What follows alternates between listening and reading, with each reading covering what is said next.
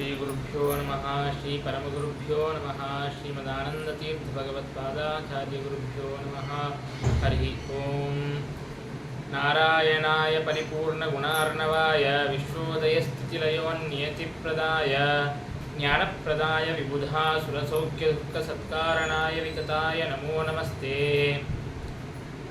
अभ्रमं भङ्गरहितम् अजडं विमलं सदा आनन्दतीर्थमतुलं भजे तापत्रयापहं नौमि न्यायसुधादिकृज्जयमुनीन् श्रीपादराच्चन्मनीन् व्यासार्यान् विविधागमाब्धिविहरान् श्रीवादिराजानपि वन्दे हंसवरान् रघुत्तमगुरून् वैदग्ध्यवारां निधीन् श्रीसत्यव्रत राघवेन्द्रमुनिपान् सद्बोधसध्यानपान् आपादमौलिपर्यन्तं गुरूणाम् आकृतिं स्मरेत् तेन विघ्नाः प्रणश्यन्ति सिद्ध्यन्ति च मनोरथाः ಶ್ರೀಗುರುಭ್ಯೋ ನಮಃ. ಎಲ್ಲ ಸೃಷ್ಟಿಯ ಕ್ರಮವನ್ನು ತಿಳಿಸಿಕೊಟ್ಟು ಅನಂತರದಲ್ಲಿ ಅನೇಕ ಭಗವದ್ರೂಪಗಳ ಒಂದು ಮಹಿಮೆಯನ್ನು ಸಂಕ್ಷೇಪವಾಗಿ ಆಯಾ ರೂಪಗಳಿಂದಾಗಿ ಪರಮಾತ್ಮನು ಹೇಗೆ ದೇವತೆಗಳನ್ನು ಸಜ್ಜನರನ್ನು ಭಕ್ತರನ್ನು ರಕ್ಷಣೆ ಮಾಡಿದ್ದಾನೆ ಅನ್ನುವಂತಹ ವಿಷಯವನ್ನು ನರಸಿಂಹ ರೂಪದಿಂದಾಗಿ ವಾಮನ ರೂಪದಿಂದಾಗಿ ವರಾಹ ರೂಪದಿಂದಾಗಿ ಇತ್ಯಾದಿ ಅನೇಕ ರೂಪಗಳ ಒಂದು ವರ್ಣನೆಯನ್ನು ಮಾಡಿ ಇನ್ನು ರಾಮಾವತಾರದ ಕಥೆಯನ್ನು ಪ್ರಾರಂಭವನ್ನು ಮಾಡುತ್ತಾ ಇದ್ದಾರೆ. ತತಃ ಪುಲಸ್ತ್ಯಸ್ಯ ಕುಲೇ ಪ್ರಸೂತೌ ತಾವಾದಿದೈತ್ಯೋ ಜಗದೇಕಶತ್ರು ಪರೈರವಧ್ಯೌ ವರತಃ ಪುರಾ ಹರೇಃ ಸುರೈರಜೇಯೌ ಚ ವರಾದ್ವಿಧಾತುಃ. ಪುಲಸ್ತ್ಯ ಋಷಿಗಳ ಒಂದು ವಂಶದಲ್ಲಿ ವಿಶ್ರವಸ್ ಅಂತನ್ನುವಂತಹ ಋಷಿಯಿಂದಾಗಿ ಇಬ್ಬರು ದೈತ್ಯರು ಹುಟ್ಟಿದ್ದಾರೆ. ರಾವಣ ಮತ್ತು ಕುಂಭಕರ್ಣ ಅಂತನ್ನುವಂತಹ ಆದಿ ದೈತ್ಯರು ಅಂತಂದರೆ ಯಾವ ಹಿರಣ್ಯಾಕ್ಷರಾಗಿ ಯಾರು ಹುಟ್ಟಿದ್ರೋ ಅವರೇ ಈಗ ಮತ್ತೆ ರಾವಣ ಕುಂಭಕರ್ಣರಾಗಿ ಹುಟ್ಟಿದ್ದಾರೆ. ಮತ್ತು ಬ್ರಹ್ಮದೇವರ ವರದಿಂದಾಗಿ ಅವರಿಬ್ಬರೂ ಕೂಡ ಅಜೇಯರು ಮತ್ತು ಅವಧ್ಯರು ಎರಡೂ ವರಗಳು ಅವರಿಗೆ ಇತ್ತು. ಅವಧ್ಯತ್ವವರನೂ ಇತ್ತು, ಅಜೇಯತ್ವವರನೂ ಕೂಡ ಅವರಿಬ್ಬರಿಗೂ ಕೂಡ ಇತ್ತು. ಮುಂದೆ ರಾಮಾವತಾರದಲ್ಲಿಯೇ ಕಬಂಧ ಅನ್ನುವಂತಹ ಒಬ್ಬ ರಾಕ್ಷಸನ ಕಥೆ ಅಂತಲೂ ಬರುತ್ತದೆ. ಅಲ್ಲಿ ಕಬಂಧನಿಗೆ ಏನು ಅವಧ್ಯತ್ವವರ ಇತ್ತು, ಆದರೆ ಅಜೇಯತ್ವವರ ಇರಲಿಲ್ಲ. ಹಾಗಾಗಿ ಇಂದ್ರನ ಜೊತೆಗೆ ಯುದ್ಧ ಆಡಿದಾಗ ಅತಿ ಕುಂಚಿತಸ್ಯ ಎಂಬುದಾಗಿ ತನ್ನ ಒಂದು ಶಿರಸ್ಸಂತನ್ನೋದು ಕುಂಚಿತವಾಗಿ ಬಿಟ್ಟಿತ್ತು ಅನ್ನುವಂತಹ ವಿಷಯವನ್ನು ತಿಳಿಯುತ್ತೇವೆ. ಆದರೆ ಈ ರಾವಣ ಕುಂಭಕರ್ಣರಿಗೆ ಅಜೇಯತ್ವವರನೂ ಇತ್ತು ಮತ್ತು ಅವಧ್ಯತ್ವವರನೂ ಇತ್ತು. ಪರೈರವಧ್ಯೋ ವರತಃ ಪುರಾ ಹರೇಃ.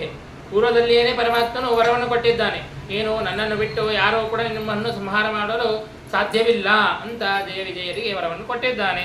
ಮತ್ತು ಸುರೇರಜೇಯೌ ಚ ವಿಧಾತು ಅಂದರೆ ಬ್ರಹ್ಮದೇವರ ವರದಿಂದಾಗಿ ಎಲ್ಲ ದೇವತೆಗಳಿಂದಲೂ ಕೂಡ ಅಜೇಯರೂ ಆಗಿದ್ದಾರೆ. ಹೀಗೆ ಅಜೇಯತ್ವವರ ಮತ್ತು ಅವಧ್ಯತ್ವವರ ಎರಡೂ ವರಗಳು ಕೂಡ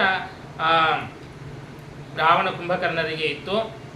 ಸರ್ವೈರಜೇಯಸ್ಸ ಚ ಕುಂಭಕರ್ಣಃ ಪುರಾತನೇ ಜನ್ಮ ನಿಧಾತುರೇವ ವರಾನ್ನರಾದೀನ್ ಋತ ಏವ ರಾವಣಸ್ತದಾತನಾತ್ತೌ ತ್ರಿದಶಾನ್ ಅಬಾಧತಾಂ. ಕುಂಭಕರ್ಣ ಮತ್ತು ರಾವಣ ಇಬ್ಬರಿಗೂ ಕೂಡ ಅಜೇಯತ್ವವರ ಇತ್ತು ಬ್ರಹ್ಮದೇವರಿಂದಾಗಿ ಅಂತ ಹೇಳ್ತಿದ್ದೇವೆ. ಕುಂಭಕರ್ಣ ಅಜೇಯತ್ವವರನ್ನು ಗೆಲೇ ಇಲ್ಲ. ಯಾಕಂದರೆ ನಾವು ಇದು ಪ್ರಸಿದ್ಧವಾದದ್ದು, ಕುಂಭಕರ್ಣ ತಾನು ತಪಸ್ಸನ್ನು ಮಾಡ್ತಾನ, ಇನ್ನೇನು ವರವನ್ನು ಕೇಳಬೇಕು ಅಂತ ಅಂದುಕೊಂಡಾಗ ಇಂತಹ ಮಹಾ ಅಸುರನಿಗೆ ವರ ಏನಾದರೂ ಕೇಳಬಿಟ್ಟ, ಅಜೇಯತ್ವವರ ಇತ್ಯಾದಿ ವರವನ್ನು ಕೇಳಬಿಟ್ಟ ಅಂತ ಆದರೆ ಬಹಳ ತೊಂದರೆ ಆಗುತ್ತಾ, ಪೀಡೆ ಆಗುತ್ತದೆ ಅಂತ ಅನ್ನೋದಕ್ಕಾಗಿ ಸರಸ್ವತೀ ದೇವಿ ತನ್ನ ನಾಲಿಗೆಯಲ್ಲಿ ನಿಂತು ನನಗೆ ನಿದ್ದಿಬೇಕು ಅನ್ನುವಂತಹ ವರವನ್ನು, ನಿದ್ರಾವರವನ್ನು ಏನು ಕೇಳಿದ ಅಂತನ್ನುವಂತಹ ವಿಷಯವನ್ನು ನಾವು ತಿಳಿಯುತ್ತೇವೆ.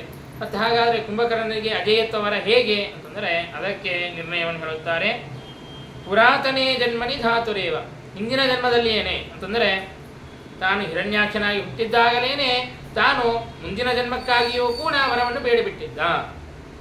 ಮತ್ತೆ ಒಂದು ಪ್ರಶ್ನೆ ಬರುತ್ತದೆ, ಈ ಹಿಂದಿನ ಜನ್ಮದಲ್ಲಿ ಪಡೆದಂತಹ ವರ ಈಗ ಯಾವ ಒಂದು ಜನ್ಮದಲ್ಲಿ ಪಡೆಯುತ್ತೇವೆಯೋ ಆ ಒಂದು ದೇಹಕ್ಕಾಗಿಯೇ ಅದು ಉಪಯುಕ್ತವಾಗುತ್ತದೆ, ಬೇರೆ ದೇಹಕ್ಕೆ ಅದು ಉಪಯುಕ್ತವಾಗೋದಿಲ್ಲ.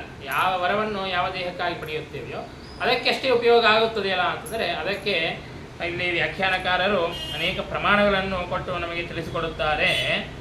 ಏನು ಅಂತಂದರೆ ನ ದೇವಾನಾಂ ಪ್ರಜಾಪಾನಾಂ ವಿಜೇತ ವರತೋ ವಿನ ಬಲೇನ ವಿದ್ಯೆಯಾವಾಪಿ ನ ನ ಸಮಸ್ತತ್ಪತೀನ್ ವಿನ ವರೋಪಿ ತಾದೃಶೀ ಯಾವತ್ ಶರೀರಂ ನಾಣ್ಯದೇಹಗಃ ಎಂಬುದಾಗಿ ಪ್ರಮಾಣವಾಕ್ಯ ಅಂತ ನೋಡಿದೆ. ಏನು ವರೋಪಿ ತಾದೃಶೋ ಯಾವತ್ ಶರೀರಂ ನಾಣ್ಯದೇಹಗಃ, ಯಾವ ಶರೀರದಲ್ಲಿ ವರವನ್ನು ಪಡೆದಿರುತ್ತಾನೆಯೋ ಆ ಶರೀರಕ್ಕೇನೋ ಉಪಯೋಗ ಆಗತ್ತಾ ಅಂತ ವರ ಇದು ಈ ನಿಯಮ ಅಂತ ನೋಡಿದೆ.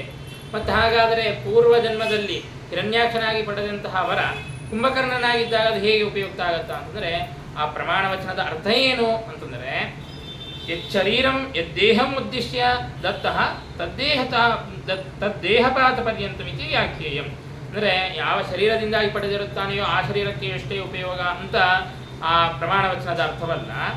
ಯಾವ ದೇಹಕ್ಕಾಗಿ ಯಾವ ದೇಹವನ್ನು ಉದ್ದೇಶಿಸಿಕೊಂಡು ವರವನ್ನು ಪಡೆದಿರುತ್ತಾನೆಯೋ ಆ ದೇಹವನ್ನು ಕುರಿತು ಅದು ಉಪಯುಕ್ತವಾಗುತ್ತದೆ. ಹಾಗಾಗಿ ಹಿರಣ್ಯಾಕ್ಷ ಏನಂತ ವರ ಪಡೆದಿದ್ದ? ಕುಂಭಕರ್ಣನಾಗಿ ಹುಟ್ಟಿದಾಗ ಆ ದೇಹಕ್ಕೆ ಆ ದೇಹದಲ್ಲಿ ಇರಬೇಕಾದಾಗ ಅದೇ ಎತ್ತ ಬರಬೇಕು ಅಂತ ವರವನ್ನು ಪಡೆದಿದ್ದ. ಕುಂಭಕರ್ಣ ದೇಹವನ್ನು ಉದ್ದೇಶಿಸಿಕೊಂಡೇ ವರವನ್ನು ಪಡೆದಿದ್ದ. ಹಾಗಾಗಿ ಈ ಕುಂಭಕರ್ಣನಾದಾಗ ಯದ್ಯಪಿ ನಿದ್ರಾವರವನ್ನು ಕೇಳಿದ್ರು ಕೂಡ ಪುರಾತನೇ ಜನ್ಮನಿ ಹಿಂದಿನ ಜನ್ಮದಲ್ಲೇನೇ ವರವನ್ನು ಪಡೆದಿದ್ದರಿಂದಾಗಿ ಅದೇ ವರ ಅಂತ ಅನ್ನೋದಿತ್ತು. ಇನ್ನು ರಾವಣನು ಕೂಡ ಅಹಂಕಾರ ಮಹಾ ಅಹಂಕಾರ, ಅದರಿಂದಾಗಿ ಎಲ್ಲರಿಂದಲೂ ಕೂಡ ಅವಧ್ಯ ಅಜೇಯನಾಗಬೇಕು ಅಂತ ವರವನ್ನು ಪಡೆಯಬೇಕಾಗಿತ್ತು. ಆದರೆ ಅಹಂಕಾರದಿಂದಾಗಿ ಈ ಮನುಷ್ಯರು ವಾನರರು ಇವರೇನು ಮಾಡಲಿಕ್ಕಾಗತ್ತ? ಹಾಗಾಗಿ ಕ್ರೂರ ಪ್ರಾಣಿಗಳು ಅವರಿಂದಾಗಿ ವಧ ಸಂಭವಿಸಬಹುದು, ಪರಾಜಯ ಸಂಭವಿಸಬಹುದು. ಹಾಗಾಗಿ ಆ ನರರನ್ನು ಮತ್ತು ವಾನರರನ್ನು ಅವರನ್ನು ಬಿಟ್ಟು ಬೇರೆ ಯಾರಿಂದಲೂ ಕೂಡ ನಾನು ಪರಾಜಿತನಾಗಬಾರದು ಎಂಬುದಾಗಿ ಈ ರೀತಿಯಾಗಿ ವರವನ್ನು ಪಡೆದಿದ್ದ. ಹಾಗಾಗಿ ಅಂದರೆ ರಾವಣನಿಗೆ ನರ ಏನು ಪರಾಜಯವನ್ನು ಮಾಡಬಹುದು ಅಥವಾ ವಾನರರು ಪರಾಜಯವನ್ನು ಮಾಡಬಹುದು. ಹಾಗಾಗಿ ಭಗವಂತ ಆ ಒಂದು ವರವನ್ನು ರಕ್ಷಣೆ ಮಾಡೋದಕ್ಕಾಗಿಯೂ ಕೂಡ ನರನಾಗಿಯೇ ಬಂದು ಆ ರಾವಣನ ಸಂಹಾರವನ್ನು ಮಾಡಿದ ಅಂತನ್ನೋದನ್ನು ಕೂಡ ನಾವು ತಿಳಿಯಬಹುದು. ಮತ್ತು ಹನುಮಂತ ದೇವರ ಕೈಯಲ್ಲೂ ಕೂಡ ಸೋತಿದ್ದಾನೆ ಅಂತನ್ನೋದನ್ನು ಕೂಡ ನಾವು ತಿಳಿಯಬಹುದು. ಮತ್ತು ಅದಷ್ಟೇ ಅಲ್ಲದೆ ಏನು ಈ ರೀತಿಯಾಗಿ ಅಂದರೆ ನರ ಹಾಗೂ ವಾನರರನ್ನು ಬಿಟ್ಟು ಬೇರೆಯವರಿಂದಾಗಿ ಅಜೇಯನಾಗಿರಬೇಕು ಅನ್ನುವಂತಹ ಒಂದು ವರವನ್ನು ತಾನು ಕೇಳಿದ್ದಾನೆ. ತದಾಬ್ಜಜಂ ಶೂಲಿನಮೇವ ಜಾಗ್ರತೋ ನಿಧಾಯ ದೇವಾಃ ಪುರುಹೂತಪೂರ್ವಕಾಃ ಪಯೋಂಬುಧೋ ಭೋಗಶಾಯಿನಂ ಸಮೇತ್ಯ ಯೋಗ್ಯಾಂ ಸ್ತುತಿಮಭ್ಯಯೋಜಯನ್. ಆಗ ಇವರ ಒಂದು ಅಜೇಯತ್ವರ ಮತ್ತು ಮಧ್ಯತ್ವರದಿಂದಾಗಿ ಅವರು ತೃಪ್ತರಾಗಿ ಅನೇಕ ಸುರರಿಗೆಲ್ಲರಿಗೂ ಕೂಡ ಎಲ್ಲ ದೇವತೆಗಳಿಗೂ ಕೂಡ ಪೀಡೆಯನ್ನು ಕೊಡುವಂತಹ ಸಂದರ್ಭದಲ್ಲಿ ಆಗ ಎಲ್ಲ ದೇವತೆಗಳು ಕೂಡ ಅಬ್ಜಜಂ ಅಂತಂದರೆ ಬ್ರಹ್ಮದೇವರನ್ನು ಮುಂದೆ ಮಾಡಿಕೊಂಡು ತಾವು ಭಗವಂತನನ್ನು ಕ್ಷೀರಸಾಗರದಲ್ಲಿ ಶೇಷಶಾಹಿಯಾಗಿರುವಂತಹ ಪರಮಾತ್ಮನನ್ನು ಕುರಿತು ಸ್ತೋತ್ರವನ್ನು ಮಾಡುತ್ತಾ ಇದ್ದಾರೆ, ಪ್ರಾರ್ಥನೆಯನ್ನು ಮಾಡುತ್ತಾ ಇದ್ದಾರೆ. ಅಂತಂದರೆ ನೋಡ್ರಿ, ಎಲ್ಲ ದೇವತೆಗಳು ರುದ್ರಾದಿ ದೇವತೆಗಳೆಲ್ಲ ಇದ್ದಾರೆ, ಅವರೆಲ್ಲರೂ ನೇರವಾಗಿ ಭಗವಂತನ ಹತ್ತಿರ ಹೋಗಲಿಲ್ಲ, ಬ್ರಹ್ಮದೇವರನ್ನು ಮುಂದೆ ಮಾಡಿಕೊಂಡು ಹೋಗುತ್ತಾ ಇದ್ದಾರೆ. ಅಂದರೆ ಗುರುದ್ವಾರ ಅಪ್ಯಚ್ಯುತೋ ಗುರುದ್ವಾರ ಪ್ರಸಾದ ಪ್ರದಹಂತ್ವಿತಿ, ಅವರೆಲ್ಲರಿಗೂ ಕೂಡ ಜಗದ್ಗುರುಗಳು ಬ್ರಹ್ಮದೇವರು. ಹಾಗಾಗಿ ಬ್ರಹ್ಮದೇವರ ದ್ವಾರಾನೇ ಭಗವಂತ ನಮಗೆ ಅನುಗ್ರಹವನ್ನು ಮಾಡುತ್ತಾನೆ ಅನ್ನುವಂತಹ ತತ್ವವನ್ನು ಕೂಡ ತಿಳಿಸಿಕೊಡುವುದಕ್ಕಾಗಿ ಆ ರೀತಿಯಾಗಿ ಮಾಡುತ್ತಾ ಇದ್ದಾರೆ. ಅಂದರೆ ಆ ಗುರುಗಳ ಮಹಿಮೆಯನ್ನು ಕೂಡ ದೇವತೆಗಳು ನಮಗೆ ತಿಳಿಸಿಕೊಡುತ್ತಾ ಇದ್ದಾರೆ. ಅದ್ಭುತವಾದಂತಹ ಸ್ತೋತ್ರವನ್ನು ಬ್ರಹ್ಮಾದಿ ದೇವತೆಗಳಲ್ಲಿ ಭಗವಂತನಾಗಿ ಮಾಡುತ್ತಾ ಇದ್ದಾರೆ. ತ್ವಮೇಕ ಈಶ ಪರಮಸ್ವತಂತ್ರಃ ತ್ವಮಾದಿರಂತೋ ಜಗತಾಂ ನಿಯೋಕ್ತ ತ್ವದಾಜ್ಞೆಯೈವಾಖಿಲಮಂಬುಜೋದ್ಭವಾಃ ವಿತೇನಿರೇಗ್ರ್ಯಾಶ್ಚ ಏನ್ಯೇ. ಪರಮಾತ್ಮ, ನೀನು ಒಬ್ಬನೇ ಸ್ವತಂತ್ರನಾಗಿದ್ದಿ, ನಿನ್ನನ್ನು ಬಿಟ್ಟು ಯಾರೂ ಕೂಡ ಸ್ವತಂತ್ರರಾಗಿಲ್ಲ, ನೀನು ಒಬ್ಬನೇ ಸ್ವತಂತ್ರನಾಗಿದ್ದಿ, ಮುಖ್ಯವಾಗಿ ನೀನೇ ಸ್ವತಂತ್ರನಾಗಿದ್ದಿ. ಮತ್ತು ಈ ನೀನೇ ಸಮಸ್ತ ಜಗತ್ತಿಗೂ ಕೂಡ ಆದಿಯೂ ಆಗಿದ್ದಿ ಅಂತನೂ ಆಗಿದ್ದಿ. ಅಂದರೆ ನೀನೇ ಸೃಷ್ಟಿಯನ್ನು ಮಾಡುವವನು, ನೀನೇ ಪ್ರಳಯವನ್ನು ಮಾಡುವವನು ಅಂತ ಈ ರೀತಿಯಾಗಿ ಸ್ತೋತ್ರವನ್ನು ಮಾಡಿದ್ದಾರೆ. ಅಲ್ಲ, ಮತ್ತು ಬ್ರಹ್ಮದೇವರು ಸೃಷ್ಟಿಯನ್ನು ಮಾಡ್ತಾರಾ, ರುದ್ರದೇವರು ಲಯವನ್ನು ಮಾಡ್ತಾರಾ ಅಂತ ಈ ರೀತಿಯಾಗೆಲ್ಲ ನಾವು ಪುರಾಣಾದಿಗಳಿಂದಾಗಿ ತಿಳಿಯುತ್ತೇವೆ ಅಲ್ಲ ಅಂತಂದರೆ ಅಲ್ಲಿಯೂ ಕೂಡ ಬ್ರಹ್ಮರುದ್ರಾದಿಗಳಿಗೆ ಪ್ರೇರಣೆಯನ್ನು ಮಾಡಿ ಪರಮಾತ್ಮನೇ ಮಾಡಿಸುವವನು ಅನ್ನುವಂತಹದ್ದನ್ನು ನಾವು ತಿಳಿಯಬೇಕು. ತ್ವದಾಜ್ಞೆಯೈವ, ಪರಮಾತ್ಮ ನಿನ್ನ ಆಜ್ಞೆಯಿಂದಲೇ ಎಲ್ಲ ಬ್ರಹ್ಮಾದಿ ದೇವತೆಗಳು ತಮ್ಮ ತಮ್ಮ ಕ್ರಿಯೆಗಳನ್ನು ತಮ್ಮ ತಮ್ಮ ಪ್ರವೃತ್ತಿಯನ್ನು ಮಾಡುತ್ತಾರೆ. ನಿನ್ನ ಆಜ್ಞೆ, ನಿನ್ನ ಪ್ರೇರಣೆಯಿಂದಾಗಿ ನೀನು ಒಳಗೆ ನಿಂತು ಮಾಡಿಸಿದರೆ ಅವರು ಮಾಡುತ್ತಾರೆ. ಕೇವಲ ಈಗಿನ ಬ್ರಹ್ಮದೇವರು ಅಷ್ಟೇ ಅಲ್ಲ, ಅನಾದಿ ಕಾಲದಿಂದಾಗಿ ಇರುವಂತಹ ಬ್ರಹ್ಮದೇವರನ್ನು ಆರಂಭ ಮಾಡಿ ಅನಾದಿ ಕಾಲದಿಂದ ಎಷ್ಟೆಷ್ಟು ಬ್ರಹ್ಮದೇವರುಗಳಾಗಿದ್ದಾರೆ, ಅನಂತ ಕಾಲದವರೆಗೆ ಎಷ್ಟೆಷ್ಟು ಬ್ರಹ್ಮದೇವರುಗಳು ಬರುತ್ತಾರೆ, ಅವರೆಲ್ಲರೂ ಕೂಡ ತದಾಗ್ನೇಯೈವ ಅಖಿಲಂ ಅಂಬುಜೋದ್ಭವಾಃ ವಿಧೇನಿರಿ ಅಗ್ರ್ಯಾಶ್ಚ ಚರಮಾಶ್ಚ ಹಿಂದೆ ಇರುವಂತಹ ಮತ್ತೆ ಮುಂದೆ ಬರುವಂತಹ ಅವರೆಲ್ಲ ಬ್ರಹ್ಮಾದಿ ದೇವತೆಗಳು ಕೂಡ ಕೇವಲ ನಿನ್ನ ಆಜ್ಞೆಯಿಂದಾಗಿ ನಿನ್ನ ಪ್ರೇರಣೆಯಿಂದಲೇ ಅವರು ಈ ಎಲ್ಲ ಪ್ರವೃತ್ತಿಯನ್ನು ಕಾರ್ಯಗಳನ್ನು ಮಾಡುತ್ತಾರೆ. ಮನುಷ್ಯಮಾನಾತ್ರಿಶತಂ ಸಷಷ್ಟಿಕಂ ದಿವೌಕಸಾಂ ಏಕಮುಷಂತಿ ವತ್ಸರಂ ತ್ರಿಷತ್ಸಹಸ್ರೈರಪಿ ತೈಶ್ಚತುರ್ಯುಗಂ ತ್ರೇತಾದಿವಿಃ ಪಾದಶ ಏವ ಹೀನೈಃ. ಪರಮಾತ್ಮನ ಅದ್ಭುತವಾದಂತಹ ಮಹಿಮೆ ಎಂತಹದ್ದು, ಪರಮಾತ್ಮನ ಆಜ್ಞೆ ಅಂತನ್ನೋದು ಎಂತಹದ್ದು ಅಂತ ಅನ್ನೋದನ್ನು ನಮಗೆ ತಿಳಿಸಿಕೊಡುತ್ತಾ ಇದ್ದಾರೆ. ಈಗ ದೇವತೆಗಳ ಆಯುಷ್ಯ ಎಷ್ಟು? ದೇವತೆಗಳಿಗೆ ಅಂತಂದರೆ ದೇವತೆಗಳಿಗೆ 1 ಸಂವತ್ಸರ ಅಂತಂದರೆ ಎಷ್ಟು ಅಂತಂದರೆ ಅದಕ್ಕೆ ಹೇಳುತ್ತಾ ಇದ್ದಾರೆ. ಮನುಷ್ಯಮಾನ ತ್ರಿಶತಂ ಸಷಷ್ಟಿಕಂ ದಿವೌಕಸಾಂ ಏಕಮುಷಂತಿ ವತ್ಸರಂ. ಈ ನಮ್ಮ ಮನುಷ್ಯರ ಒಂದು ಕಾಲಮಾನದಿಂದಾಗಿ 360 ಸಂವತ್ಸರಗಳು ಕಳೆದರೆ ಆಗ ದೇವತೆಗಳಿಗೆ 1 ಸಂವತ್ಸರ ಅಂದರೆ ಏನಾಯಿತು, ನಾವು 360 ಇಯರ್ಸ್ ಆದರೆ ದೇವತೆಗಳಿಗೆ 1 ಇಯರ್. ಇಂತಹ ದ್ವಿಷತ್ಸಹಸ್ರೈ ಈ ದೇವತಾಮಾನದ ಪ್ರಕಾರ 12,000 ವರ್ಷಗಳು ಕಳೆದರೆ ಅದು 4 ಯುಗ ಎಂಬುದಾಗಿ ಆಗುತ್ತದೆ. ಅಲ್ಲಿಯೂ ಕೂಡ ಏತಾದಿಭಿಃ ಪಾದಶ ಏವ ಹೀನೈಹಿ ಅಂದರೆ ಒಂದೊಂದು ಯುಗದ ಪರಿಮಾಣ ಎಷ್ಟು ಅಂತಂದರೆ ಒಂದೊಂದು ಯುಗಕ್ಕೂ ಕೂಡ ಕಡಿಮೆ ಆಗುತ್ತಾ ಬರುತ್ತದೆ. ಒಂದೊಂದು ಪಾದ ಅಂತಂದರೆ 25% ಕಡಿಮೆ ಆಗುತ್ತಾ ಬರುತ್ತದೆ ಅಂತನ್ನುವುದನ್ನು ನಾವು ತಿಳಿಯಬೇಕು. ಅಂತಂದರೆ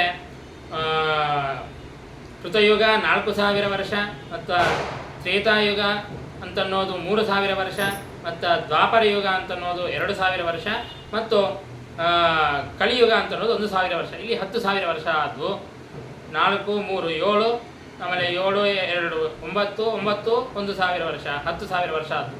ಇನ್ನು 2,000 ವರ್ಷ ಎಲ್ಲ ಸಂಧಿಕಾಲ ಅಂತನ್ನೋದನ್ನು ನಾವು ತಿಳಿಯಬೇಕು. ಹೀಗೆ 12,000 ವರ್ಷ ಕಳೆದರೆ ಆಗ 4 ಯುಗಗಳು ಆಗುತ್ತವೆ. ಆಯಿತು, ಮುಂದೇನು? ಇದನ್ನು ಯಾಕೆ ಹೇಳುತ್ತಾ ಇದ್ದಾರೆ ಅಂದರೆ ಭಗವಂತನ ಮಹಿಮೆಯನ್ನು ತಿಳಿಸಿಕೊಡೋದಕ್ಕಾಗಿ.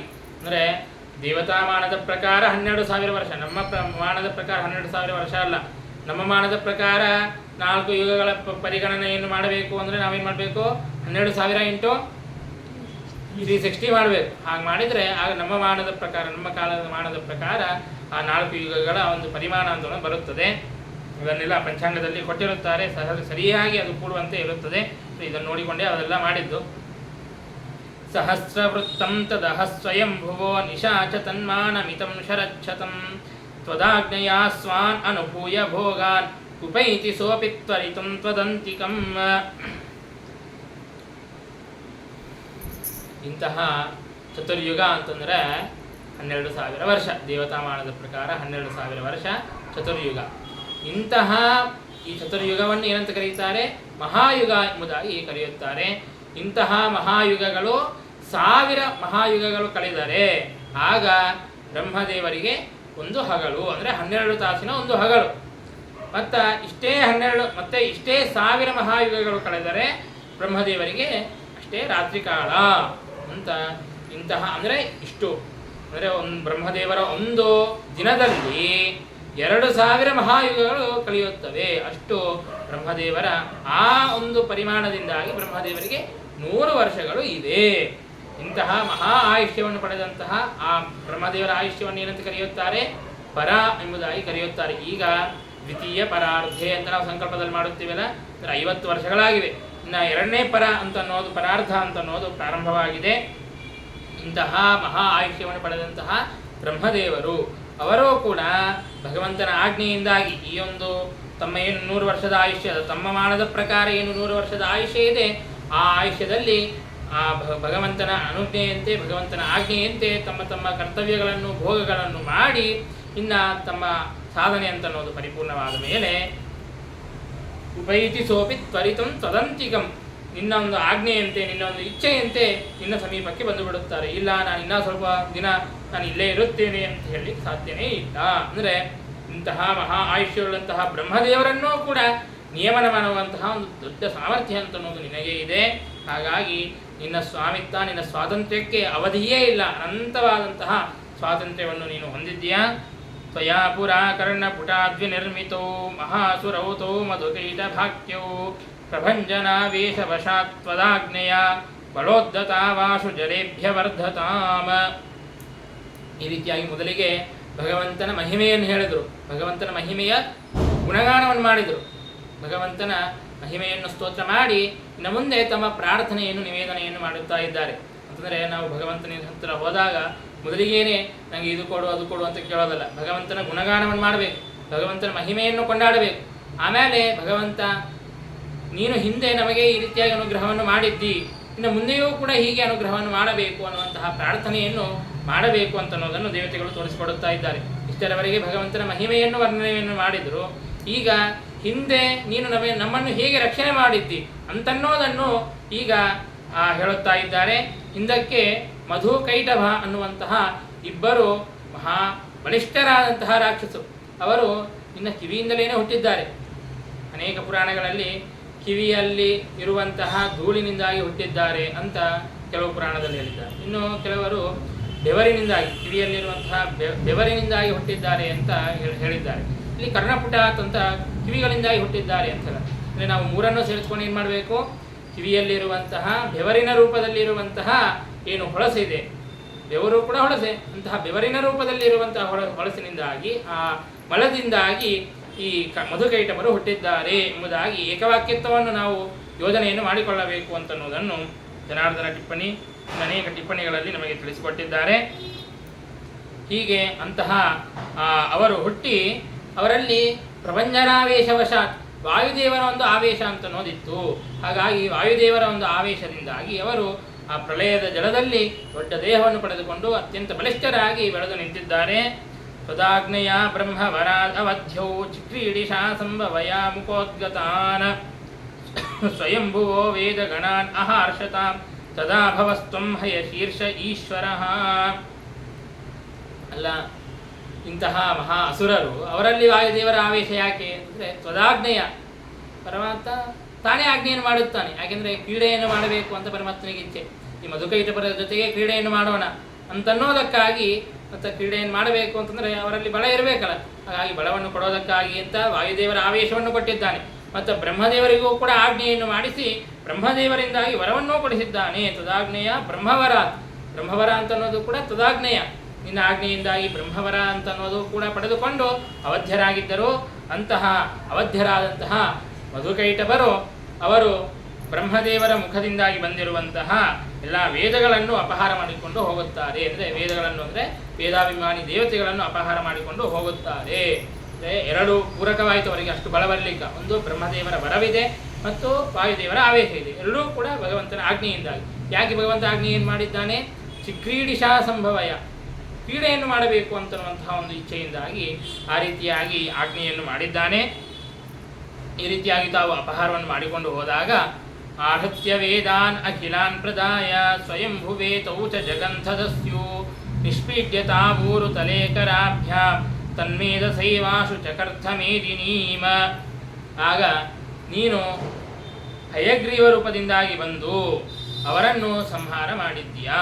ಹಯಗ್ರೀವ ರೂಪದಿಂದಾಗಿ ಬಂದು ಎಲ್ಲ ವೇದಗಳನ್ನು ಅವರಿಂದಾಗಿ ಕಸಿದುಕೊಂಡು ಮತ್ತೆ ತಗೊಂಡು, ಆ ವೇದಾಭಿಮಾನಿ ದೇವತೆಗಳನ್ನು ಮತ್ತೆ ತಗೊಂಡು ಮತ್ತೆ ಬ್ರಹ್ಮದೇವರಿಗೆ ಒಪ್ಪಿಸಿದ್ದೀಯಾ ಅಂತಂದರೆ, ಇಲ್ಲಿ ಪದ್ಮನಾಭ ರೂಪದಿಂದಾಗಿ ಸಂಹಾರವನ್ನು ಮಾಡಿದ, ಮತ್ತು ಹಯಗ್ರೀವ ರೂಪದಿಂದಾಗಿ ಆ ವೇದಗಳನ್ನು ತಂದ ಅಂತನ್ನುವಂತಹ ವಿಷಯವನ್ನು ನಮಗೆ ವ್ಯಾಖ್ಯಾನಕಾರರು ತಿಳಿಸಿಕೊಡುತ್ತಾರೆ. ಹೀಗೆ ಅವರನ್ನು ಸಂಹಾರ ಮಾಡಿದ ಪರಮಾತ್ಮ ಹೇಗೆ ಸಂಹಾರ ಮಾಡಿದ ಅಂತಂದರೆ, ನಿಷ್ಪೀಡ್ಯತಾವೂರು ತಲೇಕರಾಭ್ಯ ತನ್ಮೀದ ಸೇವಾಶು ಚಕರ್ಥ ಮೇದಿನಿ ಅಂತ. ಊರು ಅಂತಂದರೆ ತೊಡೆ, ಆ ತೊಡೆಯ ಭಾಗದಲ್ಲಿ ಪರಮಾತ್ಮ ಆ ಸೀಳಿ ಆ ಸಂಹಾರವನ್ನು ಮಾಡಿದ್ದಾನೆ.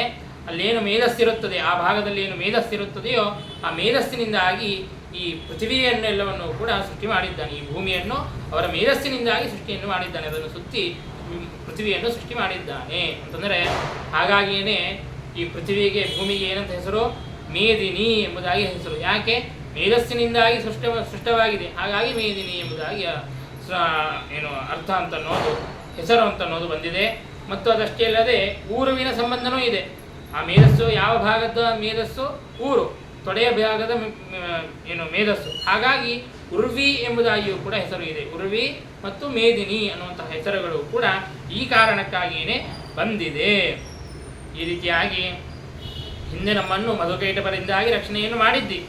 ಏವಂ ಸುರಾಣಾಂಚ ನಿಸರ್ಗ ಜಂಬಲಂ ತಥಾ ಸುರಾಣಾಂ ವರದಾನ ಸಂಭವಂ ವಶೇತವೈ ತದ್ವಯಮಪ್ಯತೋ ವಯಂ ನಿವೇದಯಾಮಃ ಪಿತುರೇವ ತೇಖಿಲಂ. ಹೀಗೆ ದೇವತೆಗಳಿಗೆ ಇರುವಂತಹ ಏನು ಸ್ವಾಭಾವಿಕವಾದಂತಹ ಬಲವಿದೆ, ಬ್ರಹ್ಮಾದಿ ದೇವತೆಗಳಿಗೆ ಏನು ಸ್ವಾಭಾವಿಕವಾದಂತಹ ಬಲವಿದೆ, ಅದೂ ಕೂಡ ನಿನ್ನ ವಶವೇ ಆಗಿದೆ. ನೀನು ಅವರಿಗೆ ಬಲವನ್ನು ಕೊಡದೇ ಇದ್ದರೆ ಆಗ ಅವರಿಗೂ ಕೂಡ ಬಲ ಅಂತ ಅನ್ನೋದಿಲ್ಲ. ಅನೇಕ ಉದಾಹರಣೆಗಳನ್ನು ನಾವು ಈ ಕಥೆಯಲ್ಲೇನೆ, ರಾಮಾಯಣದಲ್ಲೇನೆ ನಾವು ಕೇಳುತ್ತೇವೆ. ರುದ್ರದೇವರು ಭಗವಂತನ ಜೊತೆಗೆ ಯುದ್ಧವನ್ನು ಮಾಡಬೇಕು ಅಂತ ಹೊರಟ್ರೆ ಅವರಿಗೆ ಶ್ವಾಸೋಚ್ಛ್ವಾಸವನ್ನೂ ಮಾಡಲಿಕ್ಕಾಗಲಿಲ್ಲ, ಅವರಿಗೆ ನಿಶ್ಚೇಷ್ಟರಾಗಿ ನಿಂತು ಬಿಟ್ಟಿದ್ದಾರೆ ಅಂತನ್ನುವಂತಹ ವಿಷಯವನ್ನು ನಾವು ಕೇಳುತ್ತೇವೆ. ಅಂದರೆ ದೇವತೆಗಳ ವರ ಏನು ಬಲ ಅಂತನ್ನೋದು ಕೂಡ ಪರಮಾತ್ಮನ ಅಧೀನವೇ ಆಗಿದೆ. ಇನ್ನು ಅದು ಸ್ವಾಭಾವಿಕವಾದಂತಹ ಬಲ, ದೇವತೆಗಳಿಗಿರುವಂತಹ ವರ ಬಲ ಅಂತನ್ನೋದು ಸ್ವಾಭಾವಿಕ, ಅದು ಕೂಡ ಪರಮಾತ್ಮನ ಅಧೀನವೇ ಆಗಿದೆ.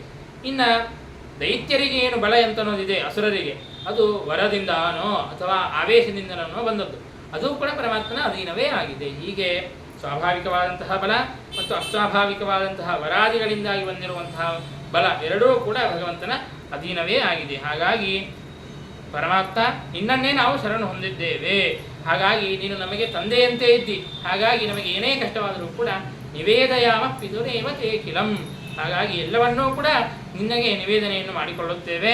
ಈಗ ರಾವಣ ಕುಂಭಕರ್ಣರನ್ನು ನೀನು ಸಂಹಾರವನ್ನು ಮಾಡಬೇಕು ಎಂಬುದಾಗಿ ಅದನ್ನು ಮುಂದೆ ಪ್ರಾರ್ಥನೆಯನ್ನು ಮಾಡುವವರಿದ್ದಾರೆ. ಅದನ್ನು ಮುಂದೆ ತಿಳಿಯೋಣ ಎಂಬುದಾಗಿ ಹೇಳುತ್ತಾ ಭಾರತೀಯ ಅಂತರ್ಗತ ಶ್ರೀಕೃಷ್ಣಾರ್ಪಣಮಸ್ತು.